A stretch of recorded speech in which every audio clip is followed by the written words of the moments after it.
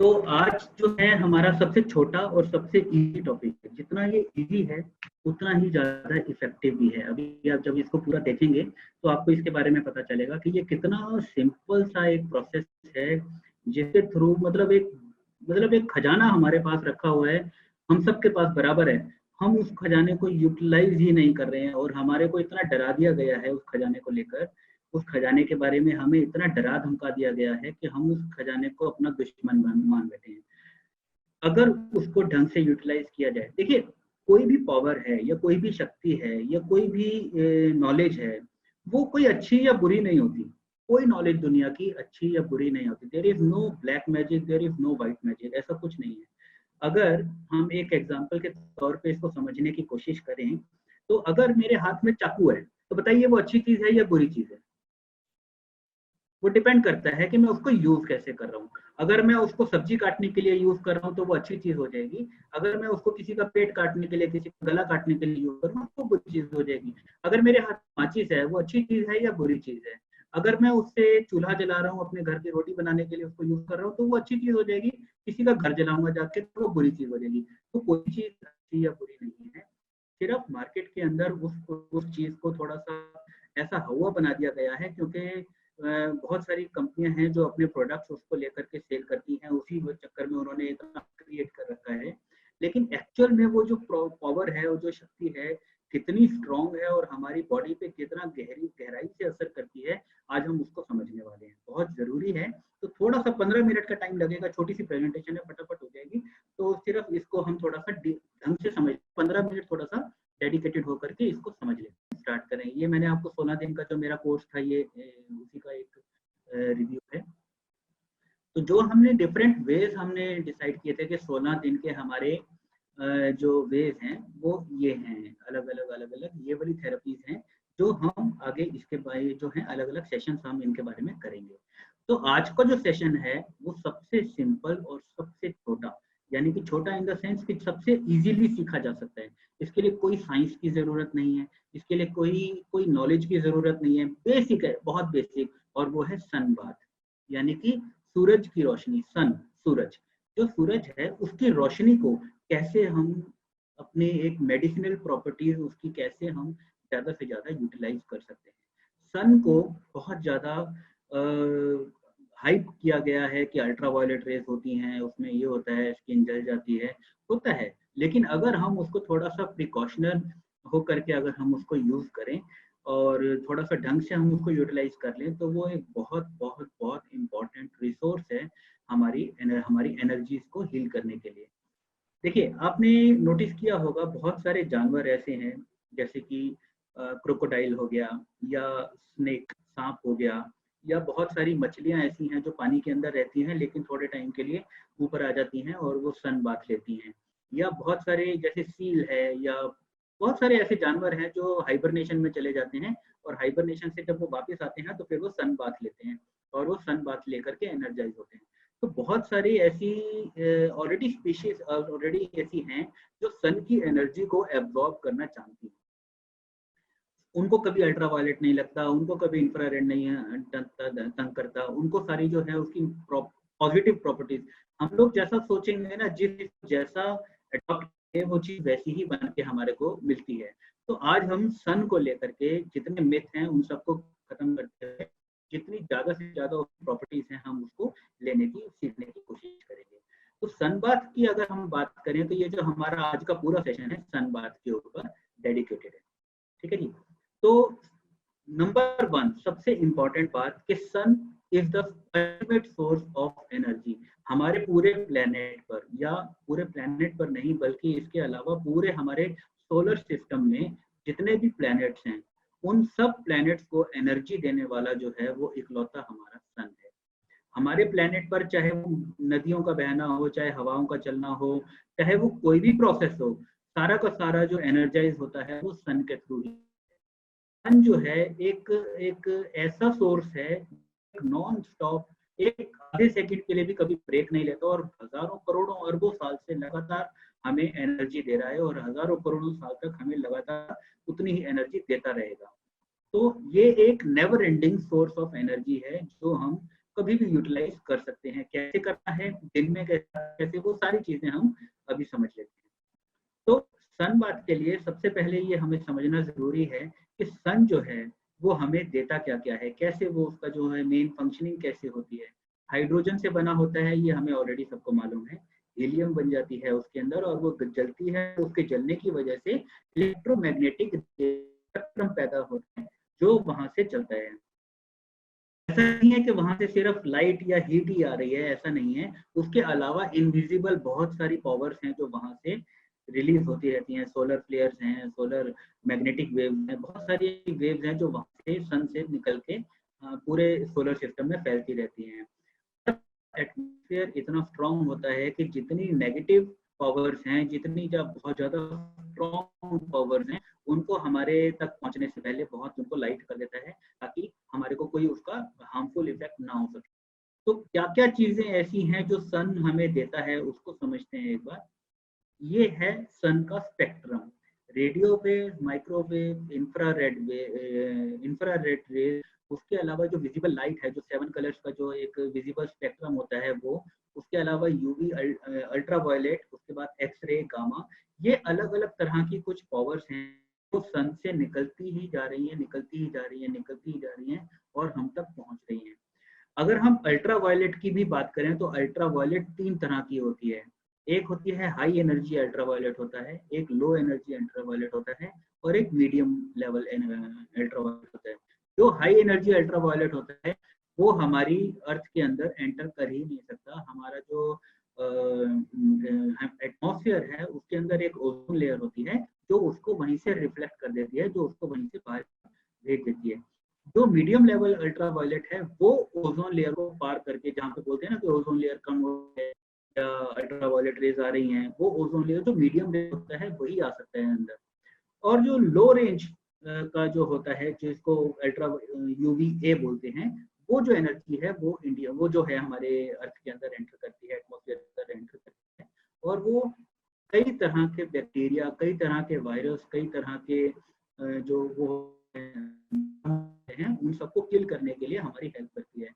आपने RO, water filter, purifiers, इनके अंदर भी आपने सुना होगा कि अल्ट्रावायलेट की जो एनर्जी है वो लगाई जाती है ताकि जर्म्स और बैक्टीरिया उसको मारा जा सके।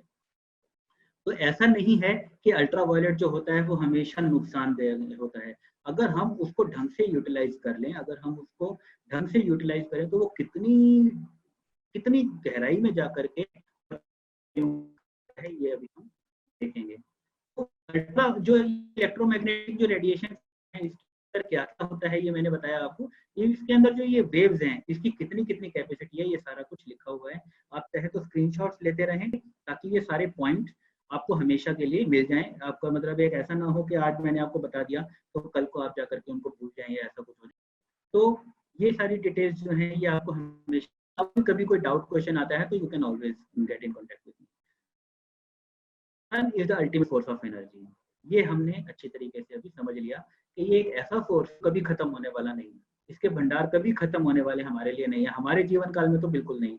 कभी होंगे तो वो हजारों करोड़ों साल बाद होंगे, तब तक हम नहीं रहेंगे ऑब्वियसली, है ना। तो अभी के हिसाब से अगर हम बात करें तो सन इज द अल्टीमेट सोर्स।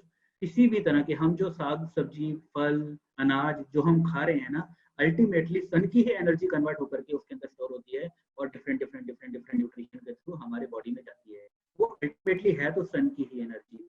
अगर सन नहीं होगेगा वहां पर भी, अगर सन अगर वहां पे अगर रोक देंगे तो वो भी फल सब्जी जो है वो नहीं होगेगा, जो अनाज है वो नहीं होगेगा, उसको भी सन की रिक्वायरमेंट है। तो सन जो है उनको भी एनर्जाइज करता है और उन्हीं के थ्रू हमारे में आता है।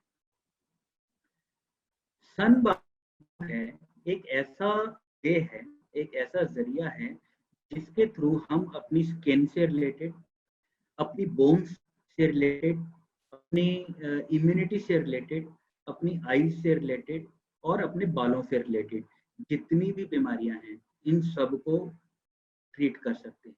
जितनी भी बीमारियां हैं, हमें एक भी मेडिसिन लेने की जरूरत नहीं है अगर हम ढंग से सनलाइट को एब्जॉर्ब करना सीख लें।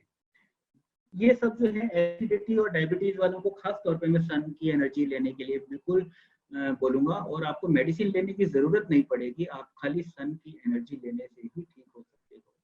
क्योंकि सन एक ऐसा है, ऐसी सोर्स है जो जितने बैक्टीरिया जर्म्स होते हैं ना उनको खत्म करने की शक्ति रखता है। अगर आप सन एब्जॉर्ब कर लोगे तो जो डायबिटीज आपको है अगर बॉडी के अंदर, और ग्लूकोज जो है वो ढंग से डाइजेस्ट नहीं होता है या वो है, तो उसके अंदर इतनी पावर है कि वो विटामिन डी आपकी बॉडी में क्रिएट कर सकता है, जिसकी वजह से ये सारे प्रोसेसेस जो हैं चालू होने के लिए जिन हार्मोन्स की जरूरत है उन हार्मोन्स को जाकर के एक्टिवेट कर देगा, ताकि डायरेक्ट आपकी डायबिटीज ठीक नहीं करेगा, लेकिन जो हार्मोन्स आपको चाहिए होते हैं जिनके थ्रू आपकी ये सारी चीजें वर्किंग करनी शुरू करती हैं, उनको जाकर के एक्टिवेट करना शुरू कर देगा।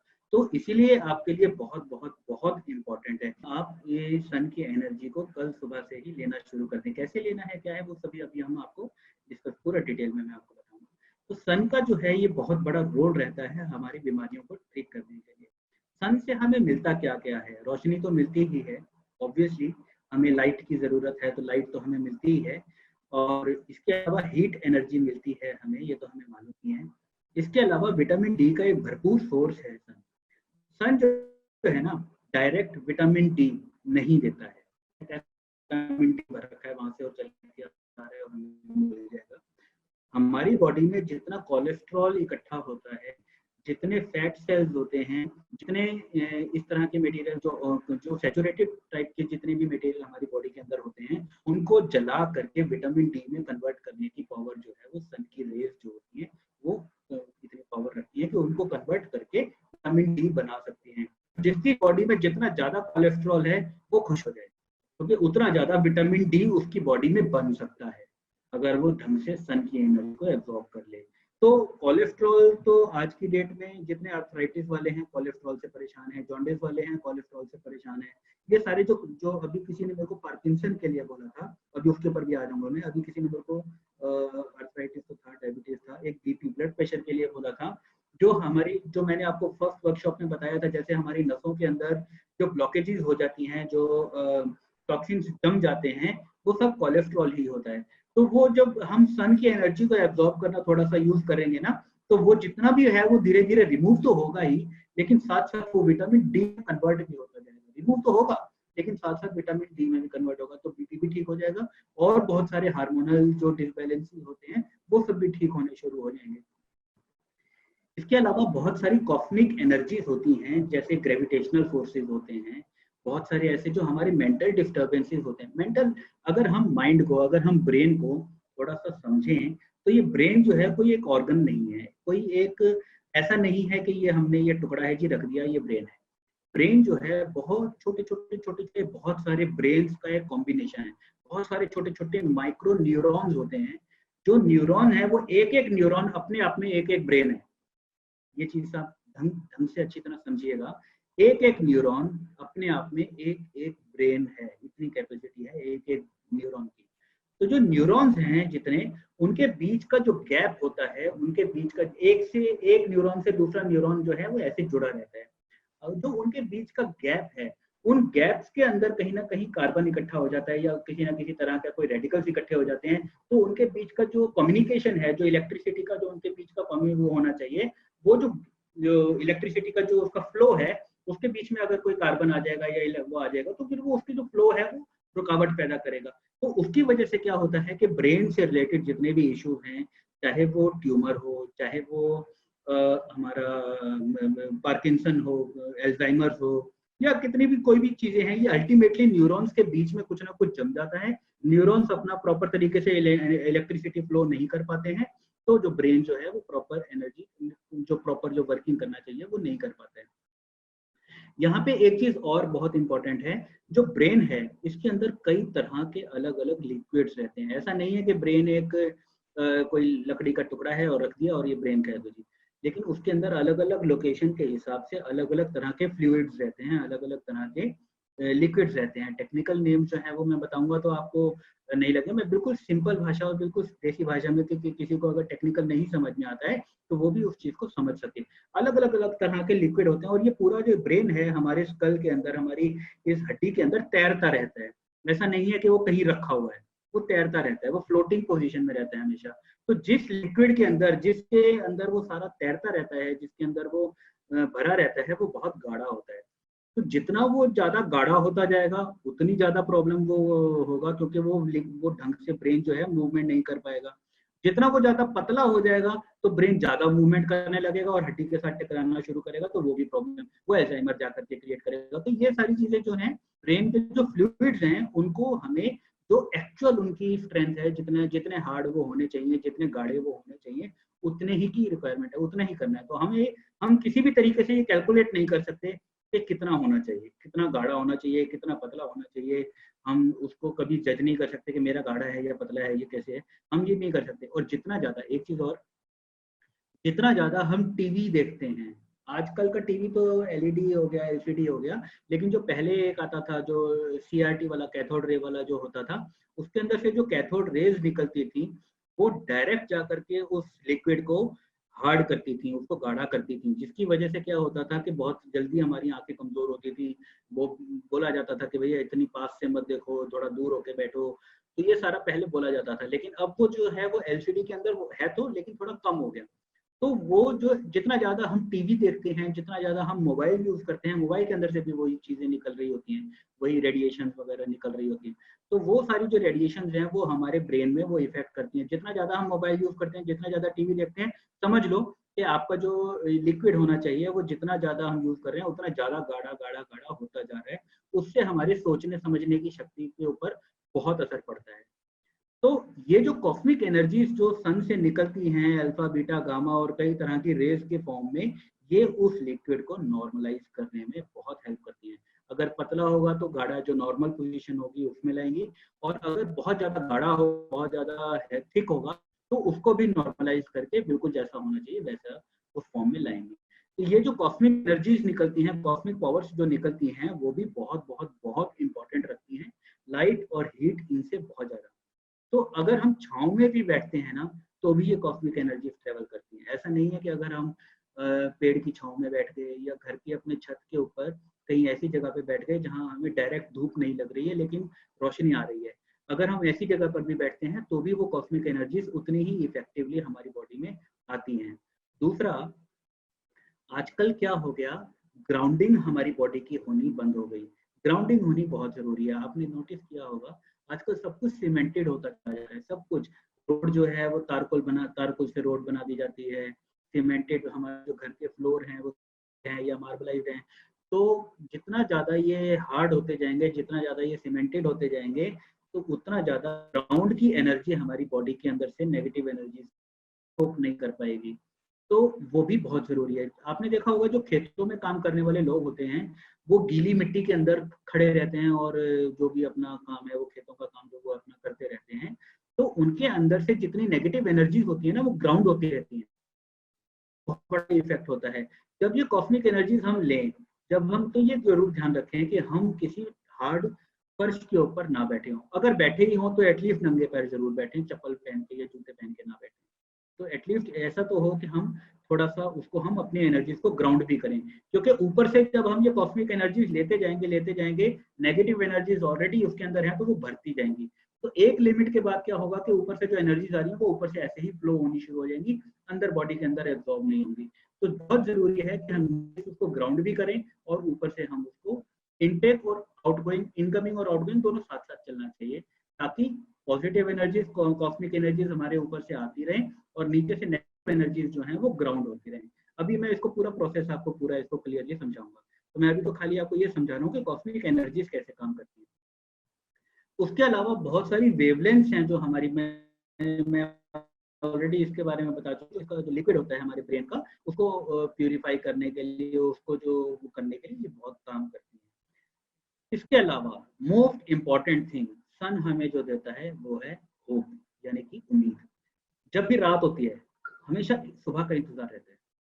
कभी हम सो के रात बिताते हैं, कोई अगर सो जाता है तो पता नहीं चलता कि रात कब बीत गई। ऐसा लगता है कि अभी तो सोए थे, अभी 5 मिनट में सुबह भी हो गई, ऐसा लगता है। लेकिन अगर किसी ने रात जागी हो ना, आप में से हर किसी के टाइम लाइफ में कभी ना कभी ऐसा कोई टाइम जरूर आया होगा कि आपको पूरी रात जागना पड़ा होगा। जब आपको लगता है ना कि कई घंटे बीत गए और आप घड़ी देखते हो तो ऐसा लगता है कि अरे अभी तो सिर्फ 5 ही मिनट बीते हैं, अभी तो सिर्फ 1 ही घंटा बीता है, अभी पूरी रात बाकी है।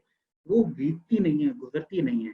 रात जो है ना, हम ह्यूमन, हमारा डीएनए है, हमारे जो पूर्वज हुआ करते थे, जो हमारे जंगलों में रहने वाले जो उस लेवल के जो उतने पुराने पूर्वज हुआ करते थे, वो भी रात से डरा करते थे। और वो भी आग का जो इन्वेंशन हुआ था, तो आग के आसपास रहना है और हमेशा सुबह को पूजना है, मतलब सारा, तो ये हमारा जो पूरा माइंडसेट है ना, हमारा पूरा जो हमारा कल्चर है, वो सारा का सारा जो है वो रोशनी से जुड़ा हुआ है। Everybody is looking for light and peace. चाहे वो किसी भी धर्म की हम बात कर लें, हम हिंदू हैं, मुस्लिम हैं, हम अपना क्रिश्चियन हैं या कोई भी हैं, हम जितने भी हैं, हमें लाइट की, हमें रोशनी की तलाश है ना। तो ये जो सन है ये हमें होप देता है।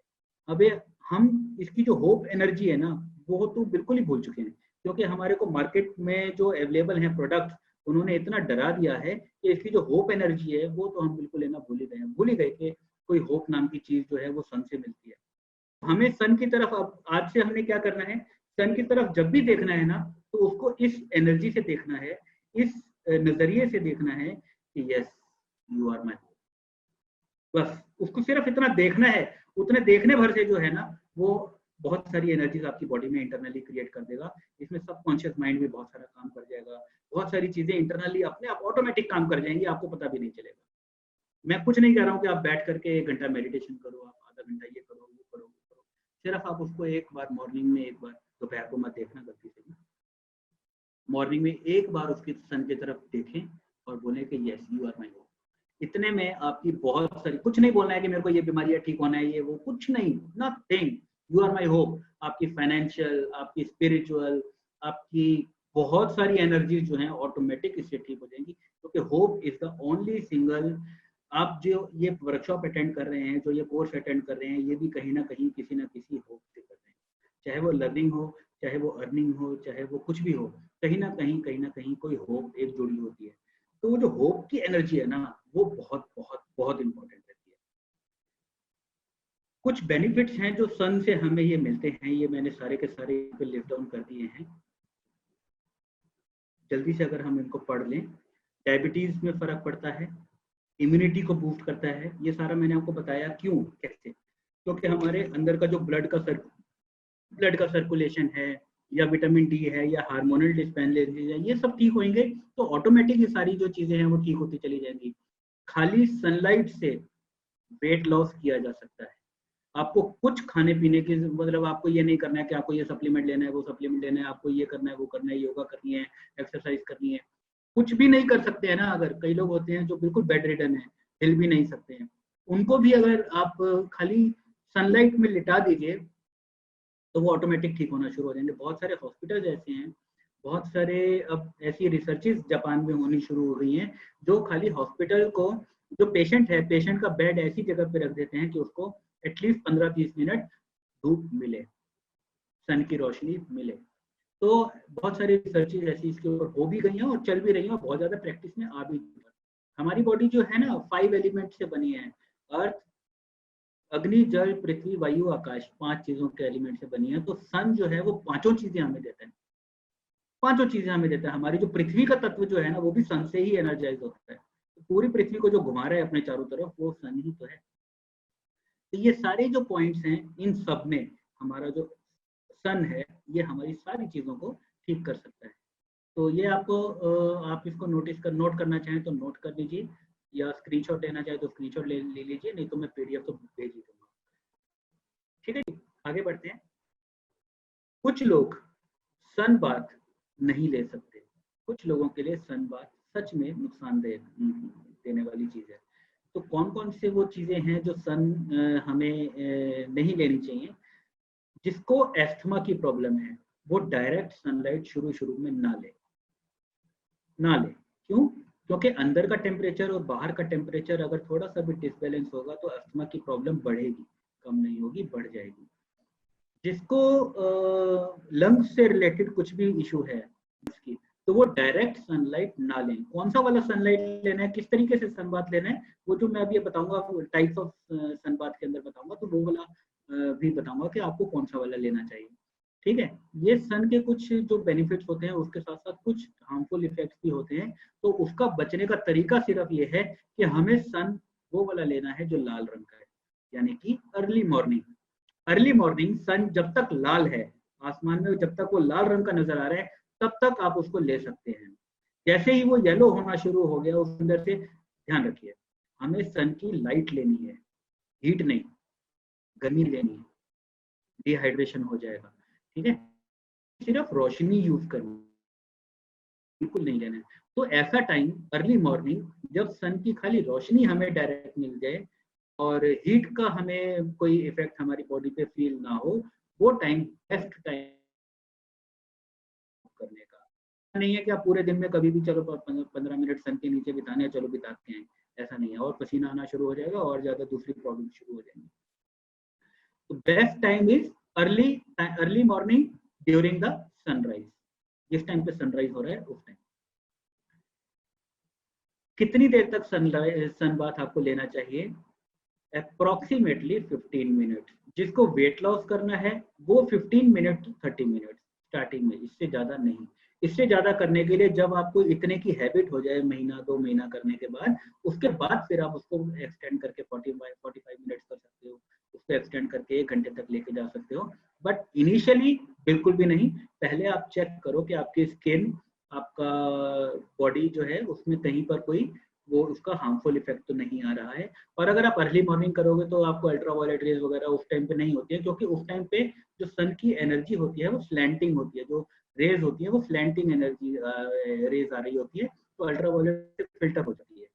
तो दोपहर के टाइम सन की रोशनी लेते हैं तो वो डायरेक्ट ऊपर से आती है, तो वो फिल्टर नहीं हो पाती है, वो डायरेक्ट हमारे पास पहुंच जाती है। तो जो स्लैंटिंग वाली रेज है वही लेनी है, बाकी सारी जो रेज है वो नहीं लेनी है। तो सुबह सुबह का 15 मिनट का टाइम आपको निकाल लेना है। ये इसके बारे में यही बताया हुआ है कि पूरा सुबह सुबह का जो 15 मिनट का टाइम है वही लेना है, उसके अलावा आपको दिन के अंदर बिल्कुल सोचना भी नहीं है। ठीक है, एक चीज मैंने जो होप के बारे में बात करी थी उसी को यहाँ पे दोबारा लिख दिया है कि it is said that where there is darkness there is death and decay. Darkness यानी अंधेरे से हमारी पूरी मानव जाति, क्या पूरी जितने भी जीव जंतु हैं सभी अंधेरे से डरते हैं। चाहे वो रात को निकलने वाले जो जीव जंतु है ना, वो खाना खाने को रात को निकलते ही हैं, लेकिन उनको भी इंतजार जो है वो सुबह का ही रहता है। कैसे हम सुबह थोड़ी सी सन बात ले, वो उनको भी जो इंतजार है वो सुबह का ही रहता है। दूसरी चीज एक और है कि कहा जाता है कि जिस घर में सूरज की रोशनी नहीं आती है उस घर में बीमारियां, जर्म्स, लड़ाई झगड़े, टेंशन, स्ट्रेस ये रहता ही है। तो सन की रोशनी का बहुत बहुत बहुत बड़ा इफेक्ट रहता है हमारे लाइफ के हर एस्पेक्ट के अंदर। टाइप्स ऑफ सन बाथ, पहली है ऑर्डिनरी सन बाथ, दूसरी है रिकली सन बाथ, तीसरी है कुने सन बाथ, चौथी है sun bath with wet cloth, पांचवी है अटप्पा सनाना। ये हम सारे मैं आपको अभी डिटेल में एक्सप्लेन करूंगा। तो जो सबसे पहला है वो है ordinary sun bath. Ordinary sun bath का मतलब अपने आप में खुद ही अपने आप को एक्सप्लेन कर देता है कि सिंपल आपको जाकर के सन बाथ लेनी है। जमीन के ऊपर कोई कंबल या कोई मैट बिछा लीजिए, उसके ऊपर आप डायरेक्ट सन की तरफ फेस करके आप बैठ जाइए या लेट जाइए, और कोशिश कीजिए कि कम से कम कपड़े हों, जितना पॉसिबल हो सके उतने कम कपड़े हों। और अगर ऐसा नहीं हो पा रहा है कि कम कपड़ों में आप नहीं लेट पा रहे हैं, या आसपास आने जाने वाले लोग हैं, या आपको कंफर्टेबल फील नहीं हो रहा है, तो आप कोई ऐसा गाउन या कोई ऐसा बिल्कुल कॉटन का बिल्कुल पतला सा, जो खाली बस खाली आपको ढकने का काम तो कर दे लेकिन सनलाइट को आपकी बॉडी तक पहुंचने से ना रोके, बिल्कुल पतला सा ऐसा, कोई 15 मिनट की बात है, कोई ज्यादा लंबी बात नहीं है, और अर्ली मॉर्निंग की बात है। तो अभी मैं कुछ इमेजेस दिखा करके आपको शो भी करूंगा कि आप कैसे कर सकते हैं। तो ये आपको ऑर्डिनरी सनबाथ, ये सबके लिए एडवाइजेबल है, सभी कर सकते हैं। सुबह सुबह अगर अर्ली मॉर्निंग सनराइज के दौरान, जिस टाइम पे सन उग रहा है, सूरज उग रहा है, उस टाइम पे अगर आप इसको कर रहे हैं तो किसी के लिए कोई रिस्ट्रिक्शन नहीं, सबके लिए एडवाइजेबल है कि आप ये लेंगे, ले सकते हैं। और कल से आपको ये होमवर्क है कि कल आपने ये लेना है 100%, किसी भी तरीके से मिस नहीं करना है इसको। ठीक है, अभी इस नेक्स्ट जो इसका टाइप है वो है रिकले सनबाथ। रिकले में क्या करना होता है, पहले हम अपनी बॉडी का थोड़ा सा हिस्सा सन को एक्सपोज करते हैं। सबसे पहले हमने थोड़ा से पैर बाहर निकाले, हमने बाकी पूरी बॉडी को कवर रखना है। फिर थोड़ा सा उसको थाइस तक लिया, नीज तक लिया पहले, फिर उसके बाद 2-3 दिन नीज तक लेने के बाद फिर उसके बाद थाइस तक लिया, फिर 2-3 दिन थाइस तक लेने के बाद फिर उसको नेवल तक लिया, अपने नाभि तक लिया, फिर उसको थोड़े दिन बाद चेस्ट तक लिया, फिर थोड़े दिन बाद उसको कंधों तक लिया, फिर पूरी बॉडी को एक्सपोज किया। ऐसे धीरे धीरे 2-3 दिन का गैप करके हम धीरे धीरे इसको एक्सपेंड करते हैं। ये जो है ये खास तौर पे स्किन से रिलेटेड जितनी बीमारियां हैं, ब्लड बीपी से रिलेटेड जितनी बीमारियां हैं, या हमारे माइंड से ब्रेन से रिलेटेड जितनी बीमारियां हैं, उनके लिए ये सजेस्टेड है, ये वो लोग ले सकते हैं। ये सारे पॉइंट्स मैं आपको अभी पीडीएफ के थ्रू भेज दूंगा, तो कोई टेंशन लेने की बात नहीं है, ऐसा नहीं है कि आप भूल जाओगे। तो ये होता है रिकलेस संघात। पुणे संघात जो होता है, ये जो है आप नीचे लेटेंगे और अपने हेड को और फेस को और अपने नाभि वाले हिस्से को आपको बनाना लीफ से ढक लेना है। बनाना लीफ, खास तौर पे बनाना लीफ। ये अगर आप किसी ऐसे एरिया में हैं जहाँ पे बनाना लीफ नहीं अवेलेबल है, तो आप इसको ना करें प्लीज। किसी और लीफ से या कपड़े से ढकने के करने की कोशिश ना करें। ये पर्टिकुलर बनाना लीफ के लिए ही है, क्योंकि बनाना लीफ के अंदर कुछ ऐसी पावर्स होती हैं, कुछ शक्तियाँ होती हैं जो सन के साथ रिएक्शन होकर के हमारी बॉडी में जब जाती है, तो उसका जो असर है वो कुछ अलग तरीके से होता है। तो ये पर्टिकुलर उन लोगों के लिए है जो बनाना लीफ अरेंज कर सकते हैं, और जिनको सांस के रिलेटेड प्रॉब्लम है, ठीक है, और सबके लिए है, ये कोई भी कर सकता है, लेकिन बनाना लीफ ही लें और कोई इसके अलावा ना लें। फिर है ये वेट क्लॉथ के साथ। आप नीचे लेट जाइए और अपने गर्दन में अपने एक ब्लैंकेट वगैरह लेकर के आप उसको थोड़ा सा वेट करके आप आधी बॉडी को कवर कर लीजिए। एक बार में अपर और आधी बॉडी को कवर करना है, फिर 15 मिनट के बाद नीचे की आधी बॉडी को कवर करना है, फिर 15 मिनट के बाद ऊपर की आधी बॉडी को कवर करना है। ऐसे बदल बदल के ताकि आधी बॉडी में गर्मी जाए, आधी बॉडी में ना जाए। फिर उसके बाद दूसरे 15 मिनट के सेशन में नीचे की बॉडी में गर्मी जाए, ऊपर की बॉडी में ना जाए। तो ऐसे बदल के आपको ये करना होता है। ये जो है हमारे ब्लड से रिलेटेड, यानी कि ब्लड सर्कुलेशन से रिलेटेड जितनी प्रॉब्लम्स हैं, किसी की, जैसे आपने सुना होगा, जैसे किसी का हाथी पांव हो जाता है, या किसी की टांगों में बहुत ज्यादा स्वेलिंग हो जाती है और वो नसें दिखने लग जाती हैं, उसको क्या कहते हैं बीमारी को, वो होना शुरू हो जाते हैं। तो वो उन चीजों के लिए ये बहुत असर करता है। किडनी के लिए ये बहुत असर करता है। किडनी की अगर किसी को प्रॉब्लम रहती है, और किडनी का अगर आपको डायलिसिस की अगर नौबत भी आ जाती है, तो भी अगर आप इसको करते हैं तो बिना किसी मेडिसिन के आपका डायलिसिस कंट्रोल कर सकता है। ये इतना पावरफुल है ये। तो इसको करने के लिए किसी के मन में डाउट हो कैसे करना है, तो आप पर्सनली वन बात कर लेंगे। इसके अलावा अटप्पासन, ये जो होता है ये कोई भी कर सकता है, लेकिन उसके लिए फिर भी वो है कि बनाना लीफ की रिक्वायरमेंट रहती है इसमें भी। बनाना लीफ अगर किसी के पास अवेलेबल नहीं है तो इसको प्लीज ना करें। इसके बाद जब हम सनलाइट लेते हैं तो कुछ प्रिकॉशंस लेने बहुत जरूरी हैं, जैसे कि हमें अपने हेड को डायरेक्ट सनलाइट की तरफ, सन की तरफ नहीं करना है। हमें हमेशा पैरों की तरफ से सनलाइट लेनी है, हेड की तरफ से नहीं लेनी है। सनलाइट लेने के बाद बात नहीं लेनी है, नहाना नहीं है इमीडिएटली, कम से कम 1 घंटा। वो सारा कुछ अभी जो इसके प्रोसेस है मैं बताऊंगा आपको। अगर किसी के सिर में दर्द है या दांतों में दर्द है तो डायरेक्ट सन बाथ ना लें, उसके लिए और दूसरे प्रोसेस हैं वो लें। वेट वाला ले लें, ऑर्डिनरी वाला ना लें बिल्कुल भी, पुणे वाला ले लें। तो ये अलग अलग जो हैं वो ले सकते हैं। सनबाथ लेने से पहले हमेशा अपने सिर को, गर्दन को और चेहरे को धो लें, नॉर्मल पानी से, ना ज्यादा ठंडा ना ज्यादा गर्म। नॉर्मल पानी से उसको एक बार हल्का सा गीला कर लें, उसको धो लें। आधा मतलब हमारा जो स्टमक है वो भरा हुआ नहीं होना चाहिए, खाना नहीं खाया होना चाहिए, और बिल्कुल खाली भी नहीं होना चाहिए। हल्का सा कुछ खाया हुआ होना, चाय बिस्किट वगैरह या कुछ ना कुछ हल्का सा कुछ ना कुछ खाया हुआ होना चाहिए, ज्यादा नहीं। और सनबाथ लेने से पहले पानी जरूर पी लें, ताकि डिहाइड्रेशन का खतरा जो है वो पहले ही हम उसको खत्म कर दें। पानी जरूर पी लें सनबाथ लेने से पहले। सनबाथ लेने के बाद आपको नहाना नहीं है। 15 मिनट के लिए फाइनल बाथ जरूर लेना है। फाइनल बाथ मालूम है आप लोगों को कैसा होता है? कुछ ऐसा होता है फाइनल बाथ, यानी अपनी सिर्फ कमर से ऊपर के हिस्से को और गर्दन से नीचे तक के हिस्से को पानी के अंदर लेटा देना है। ये करना उन्हीं लोगों को जिनको बैक की प्रॉब्लम है, जिनको बैक पेन है, या जिनको किसी स्पाइन से रिलेटेड या हिप से रिलेटेड या साटिका पेन है किसी को, तो वही ले सकता है इसको, बाकी सबको रिकमेंड नहीं है।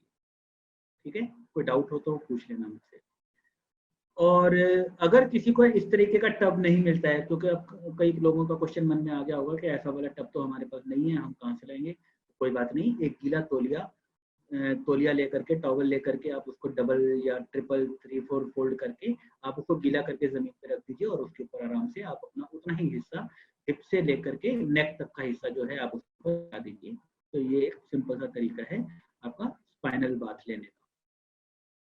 ये उन्हीं लोगों के लिए है जिनकी स्पाइन में, हिप्स में या साटिका से रिलेटेड पेन है, उन्हीं लोगों के लिए एडवाइजेबल है। जैसे वो बीमारी होती है, क्या कहते हैं उसको, स्पॉन्डिलाइसिस हो गई या इस तरह की प्रॉब्लम जो होती हैं, उनके लिए भी है। और ये डायरेक्ट एक ऐसा तरीका है कि 2 महीने के अंदर अंदर कितनी गंदी तरीके से उनको स्पॉन्डिलाइसिस हो रखा हो या सर्वाइकल हो रखा हो, वो ऑटोमेटिक ठीक हो जाएगा इसी तरीके से, खाली सनबाथ लेने से ही, बिना किसी मेडिसिन के, बिना किसी पेन किलर के। सनबाथ लेने के टाइम पे एक चीज का और ध्यान रखिए कि सनबाथ पूरी बॉडी में मिल जाए। जब भी आप सनबाथ ले रहे हैं तो ऐसा ना हो कि आपने फ्रंट बॉडी में तो ले लिया, बैक साइड की बॉडी में नहीं मिला, ऐसा नहीं होना चाहिए। फ्रंट में, लेफ्ट में, राइट में बदल बदल के आप अपनी पूरी बॉडी को थोड़ा सा घूमते रहिए, थोड़ा सा मूव करते रहिए, आपको पूरी बॉडी में आपको ये सन की एनर्जी मिलनी चाहिए। ये थोड़ा सा कुछ कुछ इंपॉर्टेंट पॉइंट्स थे जो मैंने आपके साथ शेयर करने थे। नाउ, सन बाथ कितने तरीके से ली जा सकती है।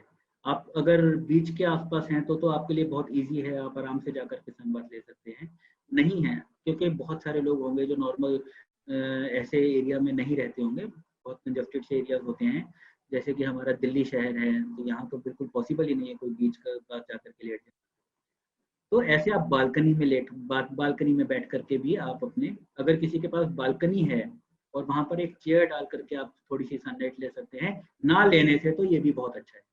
आप देख लीजिए, बिल्कुल सिंपल से कपड़े पहन रखे हैं, कोई बहुत ज्यादा हैवी कपड़े नहीं पहन रखे हैं, बहुत ज्यादा लाइट भी नहीं है, बहुत ज्यादा हैवी भी नहीं है, बिल्कुल सिंपल से कपड़े पहन के आप चाय का गिलास, चाय का कप लीजिए और अपने सन के सामने बैठ जाइए और अपना चाय के मजे लेते रहिए। सन अपना काम करता रहेगा, आप अपने एंजॉय करते रहिए। न्यूज़पेपर बिल्कुल नहीं लेना है, क्योंकि न्यूज़पेपर ढक लेगा सन की एनर्जी को। ठीक है, बिल्कुल सिंपल है। गैलरी में बैठे हुए आपको दो ऊपर की फोटो में भी दिख रहा होगा, नीचे की फोटो में भी दिख रहा होगा, बिल्कुल गैलरी में बैठ करके आराम से सन बाथ ली जा सकती है। इस तरीके से ये जो नीचे 4th फोटो है, अगर इस तरीके से आपको अगर गैलरी में अवेलेबल हो सकती है सनलाइट, तो वहां पर आप मैट बिछा करके आप बिल्कुल आराम से वहां पर भी सनबाथ को एंजॉय कर सकते हैं। क्योंकि यहाँ पे जिस तरीके से इसमें ये लड़की लेटी हुई है और आराम से सनबाथ ले सकती है, तो इसको कोई डर नहीं है कि आसपास से कोई देखने वाला ये वो, कोई डर नहीं है। आराम से आप अपना नीचे लेट करके आप गैलरी में इस तरीके से भी सनबाथ ले सकते हैं। और सबसे इम्पोर्टेंट बात, सनबाथ कोई भी ले सकता है, एक छोटे बच्चे से लेकर के एक बड़े बुजुर्ग तक सनबाथ कोई भी ले सकता है। ठीक है, कोई डाउट है या कोई क्वेश्चन है तो बस ये छोटी सी प्रेजेंटेशन थी, और किसी का कोई डाउट है या क्वेश्चन है तो हम लोग फटाफट डिस्कस कर लेते हैं, तो उसके बाद ये सेशन को क्लोज करते हैं। यस सर, कविता यार। जी मैम। जी, thank you, very very nice presentation, काफी कुछ नया सीखने को मिला। Thank you so much. थोड़े क्वेश्चंस है। बिल्कुल सबसे बिल्कुल। पहले तो can one exercise during the sun bath, क्योंकि जनरली मॉर्निंग टाइम में एक्सरसाइज भी कभी कभी करते हैं, तो और इज इट एडवाइज्ड कि सन बाथ लेते वक्त यस और कुछ ना करे? Yes, it is advice, but इसके साथ आपको एक चीज का और ध्यान रखना पड़ेगा कि अगर आप सन के अंडर आप एक्सरसाइज करते हैं तो स्वेट ज्यादा होगा, तो keep taking some intake of water. Water, हाँ, करेक्ट हाँ, करेक्ट। पानी को अगर आप पहले भी पी लीजिए और साथ साथ थोड़ा पानी आप साथ साथ भी लेते रहिए, तो आप अंडर द सन आप एक्सरसाइज करना चाहते हैं, that is very very good, और उसका रिजल्ट जो है और ज्यादा इनहेंस हो जाता है। बस एक चीज का ध्यान रखिएगा कि एक ही एंगल में एक्सरसाइज ना करें, अपनी बॉडी को थोड़ा इस तरीके से रोटेट करते रहिए कि बैक साइड में, फ्रंट साइड में, सब जगह पे आपको उसका लाभ मिल सके। जी। दूसरा था, आपने जो लंग्स रिलेटेड जो बताया कि लंग्स से अगर किसी को प्रॉब्लम हो, तो वो एग्जिस्टिंग प्रॉब्लम, या जैसे पास्ट में किसी को कुछ इशू लंग का, जैसे निमोनिया हो गया हो या तो पास्ट प्रॉब्लम्स को भी ध्यान में रखना है या एग्जिस्टिंग प्रॉब्लम्स को ही ध्यान में रखना है? निमोनिया तो कोई इशू नहीं है, वो तो एक नहीं, निमोनिया जो है वो तो एक थर्ड पार्टी एलिमेंट से होने वाली शरीर में वो है, वो उसको अलग, वो हम बीमारी नहीं मानते हैं, वो तो आया और चला गया। जिसका अच्छा। अब जैसे अब स्मोकिंग करने की वजह से लंग्स बहुत वीक हो गए, या जिसको सार्कोडाइसिस है, या जिसके लंग्स की लेयर्स जो है बहुत ज्यादा, जिसको टीबी है ना, उसके लिए एडवाइजेबल नहीं है। अदरवाइज अगर निमोनिया और ये वो सब चीजें तो आती जाती रहती है, खांसी जुकाम ये वो सब चलता रहता है, तो कोई बीमारी नहीं मानते। Okay okay. और sir the head should it always be covered और हाउ इज इट लाइक, वो एक क्लैरिटी डिपेंड्स नहीं। डिपेंड्स ओके देखिए, अगर तो एज का बहुत बड़ा फैक्टर है इसमें। ओके। अगर यंग जनरेशन का कोई है जी। तो हेड को कवर करना एडवाइजर, ओके। क्योंकि उनके अंदर एनर्जी इतनी पहले से हाई रहती है। अगर वो ग्राउंड नहीं करेंगे साथ के साथ, तो एनर्जी उनकी बॉडी में और ज़्यादा बढ़ जाएगी, और ज़्यादा वो एग्रेसिव हो जाएंगे, और ज़्यादा वो, अगर कोई बिल्कुल लो एनर्जी वाला है कि जो बिल्कुल मूवमेंट ही नहीं है बॉडी में, या बहुत लेजी टाइप का है, या कुछ बिल्कुल आलस करता है, हर चीज़ को सोच विचार करने में बहुत ज़्यादा टाइम लगाता है, इट इज़ एडवाइजेबल कि उसका सन ढका ना जाए, उसका जो हेड है वो ना ढका जाए, ताकि उसके अंदर एनर्जी जो है एब्जॉर्ब हो सके। हेड को कवर करना है या नहीं करना है, वो पर्सन टू पर्सन डिफरेंट तरीके से अलग अलग हो सकता है। Okay okay. और ज्यादा लास्ट बेटर ये क्वेश्चन। है, जी, जी ज्यादा बेटर ये है कि आप हल्के से कपड़े से सबका सर ढक दें, कोई बात नहीं। अगर आपको डाउट हो रहा है कि सर ढकना है या नहीं ढकना है, तो किसी जी चुन्नी से या किसी पतले कपड़े से आप ढक दीजिए, तो ना उसका वो मीडियम में आ जाएगा, वो 100% ढका हुआ भी नहीं रहेगा और 100% ओपन भी नहीं रहेगा। जी जी। लास्ट क्वेश्चन सर, आपने जो कॉस्मिक एनर्जीज के बारे में बताया, तो हाँ जी। कॉस्मिक एनर्जीज और ग्राउंडिंग, ये जो कंसेप्ट है, कॉस्मिक एनर्जीज में पॉजिटिव और नेगेटिव दोनों एनर्जीज होती है, और उसमें से नेगेटिव फिर ग्राउंड हो जाती है, या नेगेटिव दोनों ही एनर्जीज जो। ग्राउंड होती है, जी। दोनों ही ग्राउंड होती हैं। देखिए मैं बताता हूँ आपको, लेकिन कॉस्मिक एनर्जीज एनर्जीज में कोई, नेगेटिव एनर्जीज भी होती है क्या, ये पूछना था मैं मुझे। बताता हूँ मैम, देखिए एनर्जीज कोई नेगेटिव या पॉजिटिव नहीं होती है, एनर्जी तो एनर्जी है। अगर ओके। हमारी body में, अब डिपेंड करता है कि आपकी आपकी बॉडी और मेरी बॉडी में बहुत फर्क हो सकता है, तो जो जो एनर्जी आपकी बॉडी में नेगेटिव इफेक्ट कर रही है, जरूरी नहीं है कि वही एनर्जी मेरी बॉडी में पॉजिटिव इफेक्ट करे या नेगेटिव करे। ये पर्सन करेक्ट। टू पर्सन, किसकी फिजिकल एक्टिविटी कितनी है, किसका न्यूट्रिशन लेवल कितना है, किसकी बॉडी में कोई डिजीज है या नहीं है, किसका कैसा लाइफस्टाइल रूटीन कैसा है, ये बहुत सारी चीजों के ऊपर जा करके डिपेंड करता है। तो लाइक अगर कोई नॉर्मल है, जिसका लाइफस्टाइल बहुत ज्यादा एक्सरसाइज और बहुत ज्यादा पैसा वाला नहीं है, तो उसके बॉडी के अंदर बहुत सारे रेडिकल्स, बहुत सारी चीजें जो हैं वो बनती चली जाएंगी। तो जो ऊपर से एनर्जीज, उसको कॉस्मिक एनर्जीज बॉडी में जब एब्जॉर्ब होंगी ना, तो उसके वो जो टॉक्सिन्स हैं उसके साथ मिल करके वो बॉडी में इकट्ठी होती जाएंगी, इकट्ठी होती जाएंगी, इकट्ठी होती जाएंगी, तो उसको ग्राउंड करना बहुत जरूरी रहता है। तो उसकी वजह से क्या होता है, जो पॉजिटिव, देखो पॉजिटिव नेगेटिव कुछ नहीं है, एक आप इस तरीके से मान लीजिए कि एक पानी का डिब्बा आपने लिया, जी। उसके अंदर गंदगी, मतलब गंदा पानी भर दिया, और एक पाइप से आप उसमें साफ पानी डाल रहे हो, और कहीं से उसमें से पानी निकलने की जगह नहीं है, तो वो गंदा पानी जो है, वो नया पानी, जो ताजा पानी आप उसमें डाल रहे हो, वो भी गंदा होता चला जाएगा, राइट। है ना। लेकिन एक तरफ से अगर उसमें आउटलेट भी है और साफ पानी, गंदा पानी निकलने की जगह भी है, तो थोड़ा थोड़े टाइम में क्या होगा कि गंदा पानी धीरे धीरे कम होना शुरू होएगा और साफ पानी बढ़ना शुरू हो जाएगा।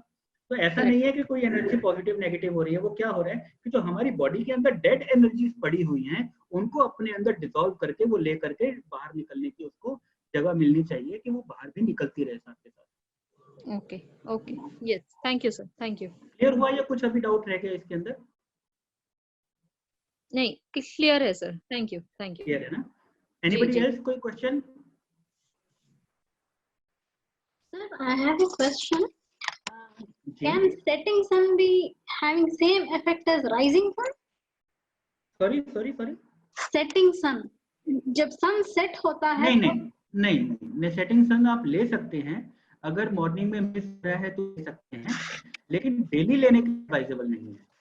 क्यों क्यों उसका रीजन है, क्योंकि जब शाम के टाइम पे सन से प्रॉब्लम नहीं है, सन की एनर्जी तो वैसे ही सुबह भी है, वैसे ही शाम को भी है, लेकिन एयर के अंदर जो पॉल्यूशन कंटेंट्स हैं वो ज्यादा होते हैं। तो जो सन की जो एनर्जी जो शाम के टाइम आती है, तो जो एयर के अंदर कार्बन मोनोऑक्साइड और कार्बन, कई सारी गैसेज ऐसी जिनकी क्वांटिटी बढ़ जाती है, जिसकी वजह से जो सन की एनर्जीज हैं, जो रेज हैं, उनकी वेवलेंथ चेंज हो जाती है। तो वो एडवाइज नहीं है हालांकि नुकसान नहीं करेगी, लेकिन वो एडवाइस नहीं है, क्योंकि पॉल्यूशन कंटेंट जो है उसके अंदर थोड़ा सा वेवलेंथ में फर्क पड़ जाता है। तो कोशिश कीजिए कि मॉर्निंग का लीजिए। अगर किसी दिन मिस हो गया, या किसी दिन आप नहीं उठ पाए, या किसी दिन बादल थे, या किसी दिन बारिश हो रही थी, आप उसको मिस कर गया आपने, तब उस दिन आप उसको शाम को थोड़ी देर के लिए ले लीजिए। अदरवाइज डेली के लिए इट इज नॉट एडवाइस। बच्चे तो डेली खेलते हैं ना, मतलब they play in बच्चे sun. खेलते हैं, वो एक अलग चीज है, वो एक अलग चीज है, वो सन बाथ नहीं ले रहे हैं। वो sun bath proper sun bath की तरह ली जाती है, खेलने कूदने को हम सन बाथ लेना नहीं कहते हैं। ऐसे तो फिर बहुत सारे लोग हैं रिक्शा चला रहे हैं, वो भी सन बाथ ले रहे हैं, लेकिन नहीं, वो सन बाथ लेना नहीं होता है। And can we apply oil like mustard oil या तिल oil? हाँ, अगर आप आर्थराइटिस के रिलेटेड आप पूछ रहे हैं, तो it is very much advisable कि आप कोकोनट ऑयल के अंदर थोड़ा सा कपूर मिला लीजिए। थोड़ा सा कपूर मिला करके आप कोकोनट ऑयल को अप्लाई कर लीजिए, जहाँ पे आपको आर्थराइटिस का पेन होता है, या जहाँ पर आपको पेन रहता है बॉडी के अंदर, जहाँ पर आपको कंजेशन सी फील होती है कि सारा जकड़ा हुआ सा फील होता है, जहाँ पे आपको लगता है कि बहुत ज्यादा कंजस्टेड हो रहा है, तो वहाँ पे आप थोड़ा सा कपूर नारियल तेल के अंदर मिला करके you can apply, and then you can take the sun bath. Oh, thank you. Anybody, कोई और क्वेश्चन?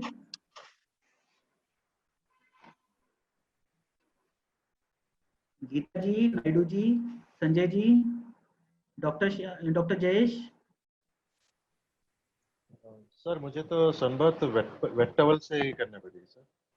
वेट टॉवल वाला आप ज्यादा सूटेबल रहेगा, राइट? ऑर्डिनरी मैं आपको अलग इसके बारे में आपको पूरा प्रोसेस बताऊंगा। ओके सर जी, कोई क्वेश्चन है, कोई डाउट या कोई क्वेरी ऐसी है जो बीच में रह गई हो, अधूरी रह गई हो? No sir, thank you very much, great things we come to know. Thank you so much sir. तो अब हाँ जी, कोई कुछ कह रहा था? नहीं, थैंक यू, वही कह रही थी सर। थैंक यू जी, thank you so much sir. Thank you very much sir, thanks a lot. Thank you everybody, thank you. Thank you.